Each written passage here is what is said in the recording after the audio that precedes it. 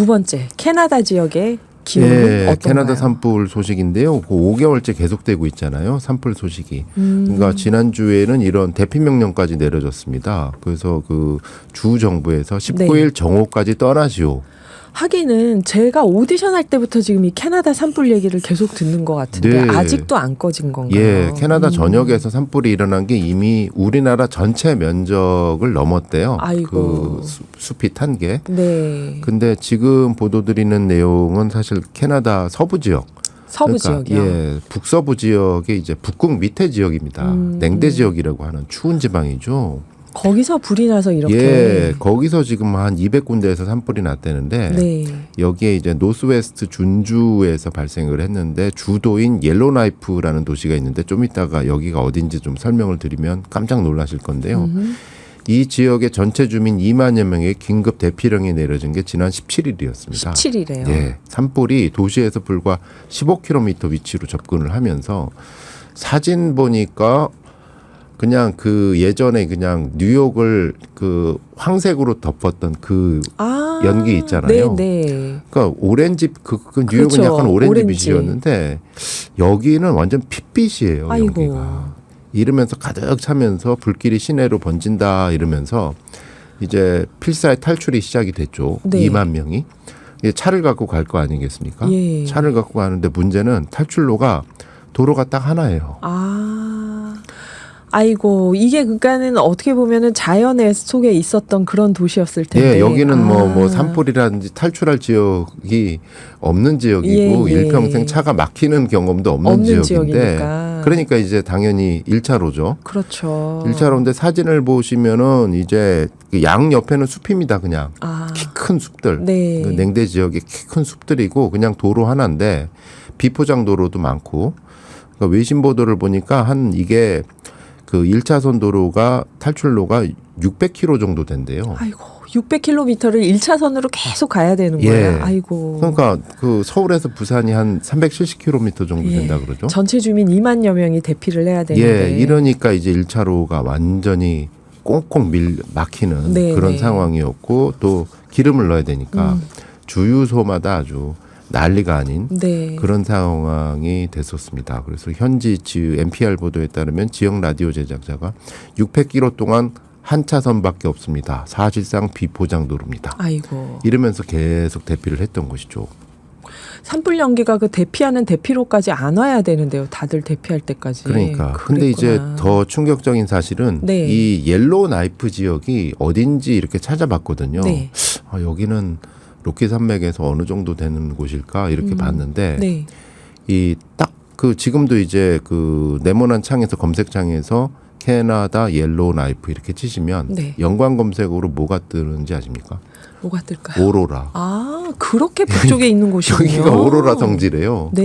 그러니까 오로라가 보통 이제 정말 사람이 없는 곳에서 1년 내내 오로라를 볼 수 있다고 해가지고 네. 접근이 힘들잖아요.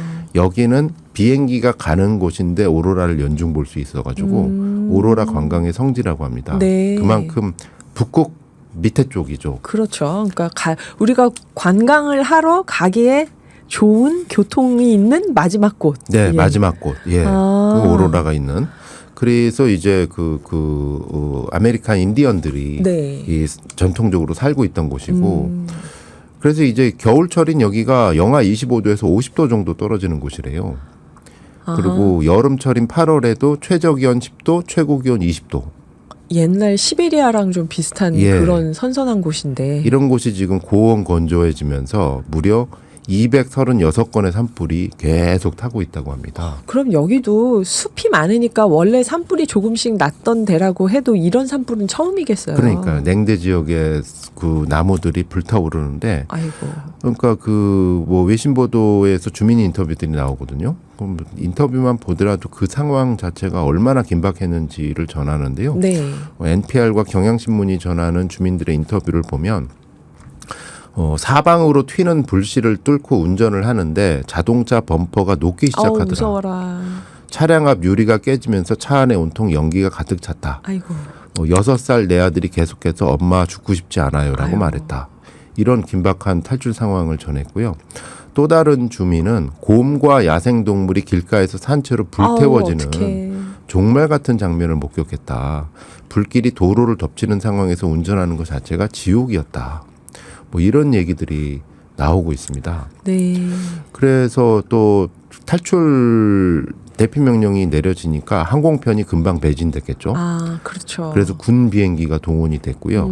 한때 비행기 표값이 급등하면서 주민들의 분노가 확산되자 네네. 대형 항공사들이 서둘러서 항공편을 추가하고 요금 상한선을 정하는. 그렇죠. 이거는 뭐. 그러니까 거의 뭐 재난 영화에 나오는 그렇죠. 얘기들이 실화가 네. 돼가지고 나오고 있는 상황입니다.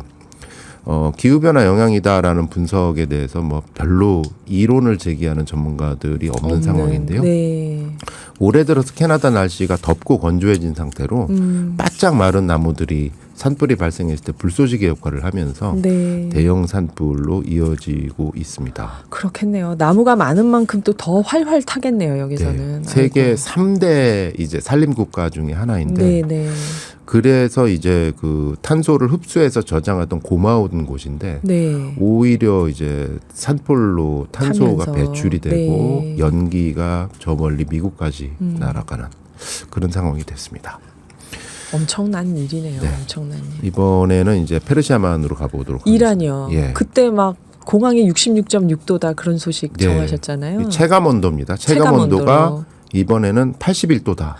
이건 이건 불가능해요, 진짜. 예. 그러니까 아유, 지난달에 이제 지난달 중순에 페르시안 걸프 국제공항에서 온도를 쟀는데 섭씨 66.7도가 기록됐다. 네. 그래서 이거는 뭐 현행 척도로 계산 가능한 최대 더위 지수를 넘어섰다. 뭐 이런 외신 보도를 전해드렸잖아요. 네네. 다음 달은 어떻게 될까 이렇게 살펴봤는데 또 다른 공항에서 이제 온도 수치가 나온 겁니다. 지난 15일이었고요.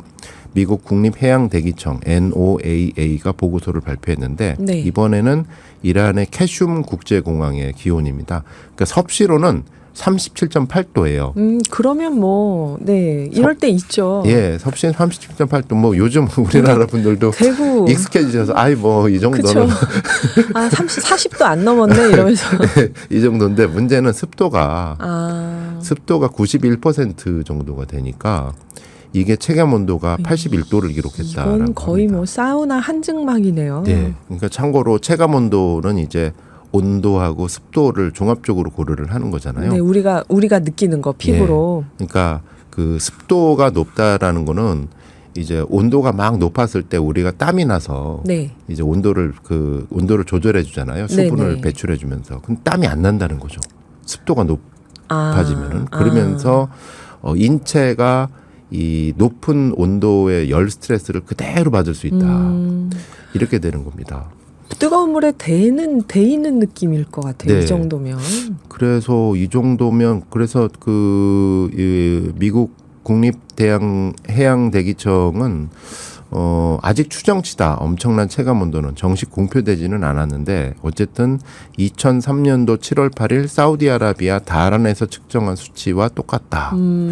체감 온도 81도는 쉽게 상상할 수 없는 수준인데 그렇죠. 굳이 표현하자면 사우나 안에서 생활하는 것과 별반 다르지 않다. 아, 그러게요. 이게 음식물을 밖에다 놔두면 저절로 익는 거 아닙니까? 이 정도면. 아. 그러니까 뭐